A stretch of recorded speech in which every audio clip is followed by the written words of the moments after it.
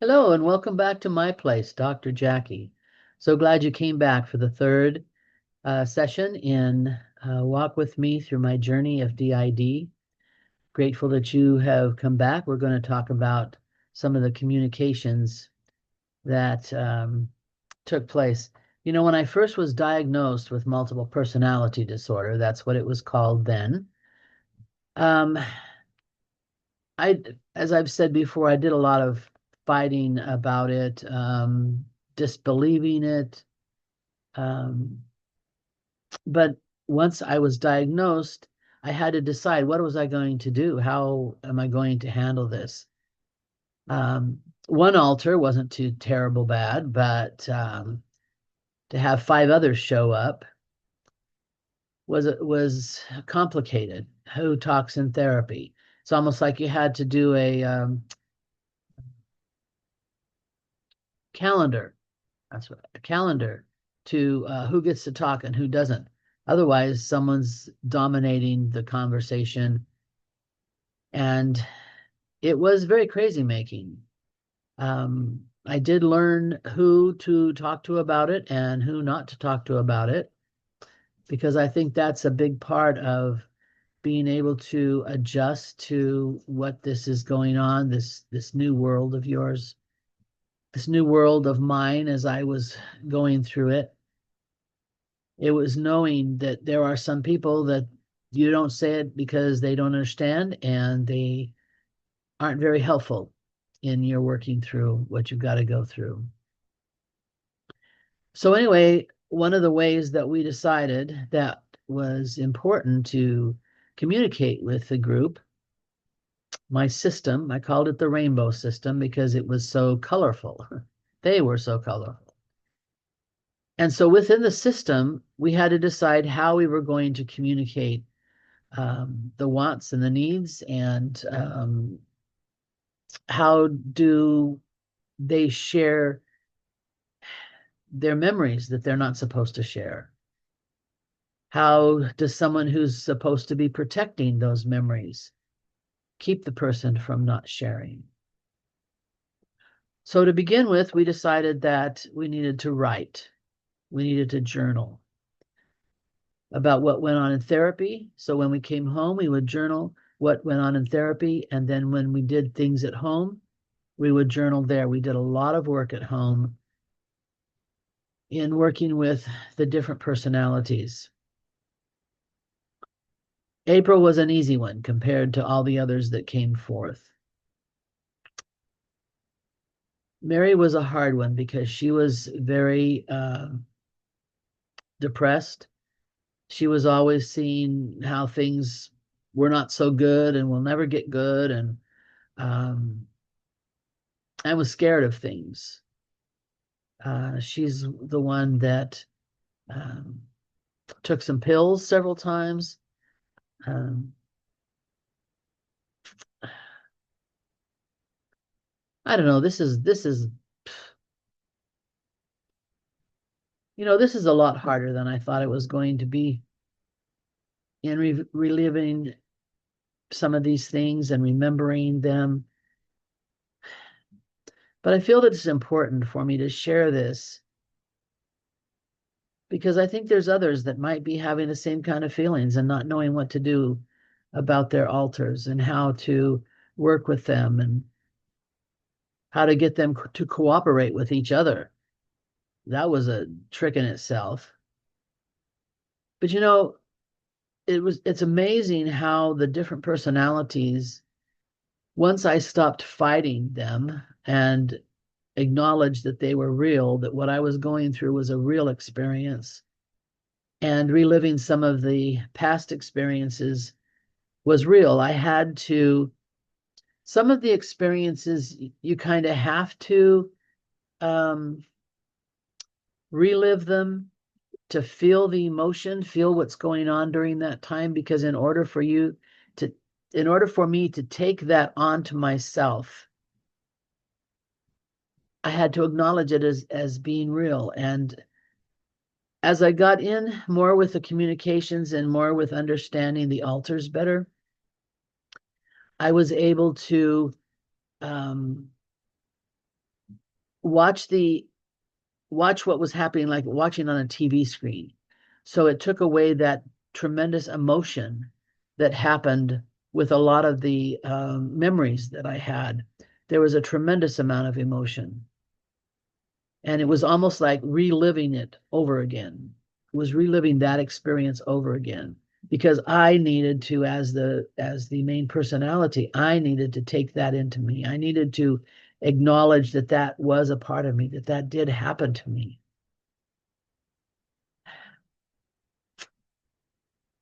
And the only way to do that was to take each of the personalities as they came up. And they didn't like go like, okay, 1, 2, 3, 4, 5, and then 1, 2, 3, 4, 5. No, it was like one would show up and another would, show up.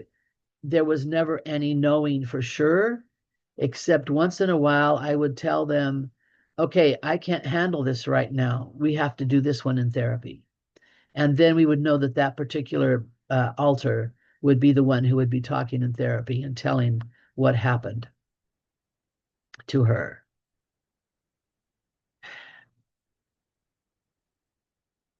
It would be real easy to deny all of this, to just say it was all, just made up and uh, not real.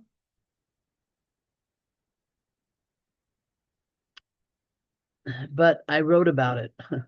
I wrote about it. I've got journals after journals after journals of writing about how we got through this experience, how we managed to understand the altars, how they each have their own personality, and um, not even that, their own personality, their look, how they look and how they think, and what they want to do and what they don't want to do. And for instance, um, when the boys started coming forth in the in the altars, that was a really hard one for me to have a couple of male, an older male and a teenage male in my system. And so, in order to appease them, when we went to work, instead of wearing a skirt, I would wear like tights or a pair of pants underneath my dress so that they would feel like they were okay. So, yeah, I took a teddy bear to work for the little ones so that if they should happen to come out or something, there would be something there for them to be okay with, to feel good. Uh, and some just didn't want to do. There were some that didn't want to go to church.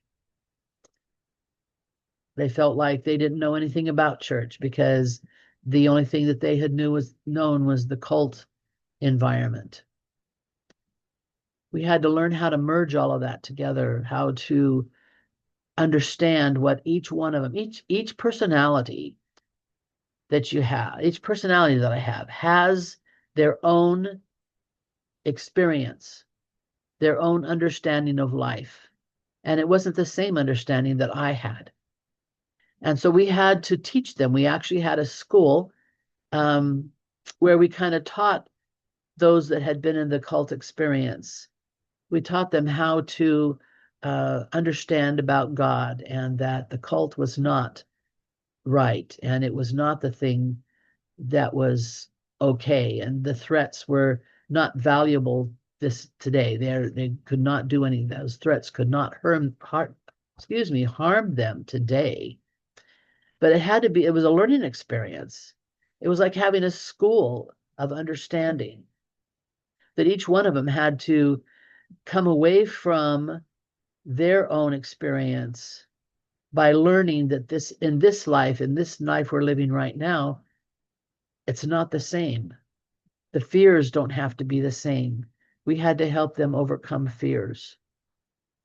And again, we did that mostly by writing. Sometimes by talking, but with talking, it's not quite the same. When you write it down, each personality has a chance to express what it is that they are wanting to do, what it is that they feel? What was their experience? What did they have to live through? And sometimes I felt really bad because I felt like I caused them to have to go through some pretty terrible things. But in reality, I had no control over that. I had no say in the abuse that I experienced. And for protection, to allow them a different personality to take over that particular abuse, there was nothing that I had to say about it, basically. It's something that happened because of the abuse. Each of those personalities, however, are a part of who I am today. And it's because they took those things, because they experienced those horrible abuse and molest and all of the things that they had to experience. It's because they experienced those that I'm here today, that I'm alive. And I know that without a doubt in my mind. And I know that dissociative identity disorder is a real thing. It's crazy making, I grant you that. There's more than one time I just felt that I was just crazy. But then there were times when I got these really enlightenment feelings of understanding, of recognizing something that someone went through. And as we began to explore what happened to them. And even with that, sometimes one alter would have an experience, but another alter would also have, like, they were looking on at that experience and was able to explain it better than the person who actually experienced it, if that makes sense. But those are some of the things that in the beginnings of my journey through dissociative identity disorder, in understanding what it was really all about, and reaching a point eventually that I realized I wasn't really crazy, but this was crazy making. And I had to calm the situation down by making a system where we could understand one another, where everybody had an opportunity to express their emotions and their feelings. And some of the cult alters, when they were able to start sharing their experience with us, it was really hard.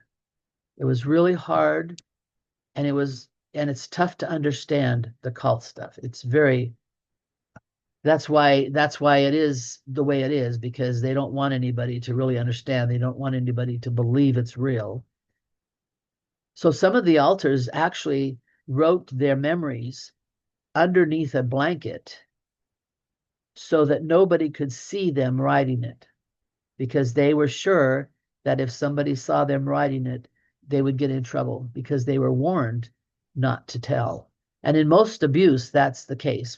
No matter how severe the abuse is, most abuse, you are warned not to tell what happened, and you're led to believe that it's all your fault, that you wanted it, that you did it, you asked for it, whatever.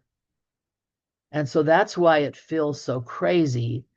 And because when you're being abused, there is a part that happens. There, there is a feeling that happens. Your emotions, you cannot control when somebody stimulates you sexually. You cannot control how that feels, because it's automatic. It's your body responding to that stimulation. And when that happens, you begin to think that you're a bad person because you have this good feeling, because it does. Some of it's not a good feeling, but some of it creates a good feeling. And so you're so conflicted because this good feeling happens, and you think that you're the bad person, and then you think that you did ask for it, and then that you did want it.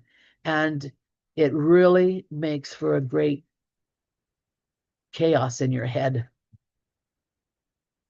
So we had to help each alter understand that it wasn't them wanting it. It wasn't anything that they did that created the abuse that they had to experience. But anyway, those are just some of the things that we went through in the beginning to try to figure out how we're going to get through get through this journey of DID to reach an end that is good, that is good. I hope that I haven't been too depressing in this one. But those are just some of the thoughts that I've had, some of the things that might be going through your head about your experiences. I hope that you will join me again for next time as we talk more about how to deal with the inner workings of your communications, how to make sense of it, how to live in this world, in this new environment that you are now in because of the diagnosis of DID. And I hope you join me for my next one as we go through that. Take good care. Remember, you are of great value, and don't let anybody tell you differently. And let your abuse refine you. Don't let it define you. You take care, and happy Thanksgiving. Till next time.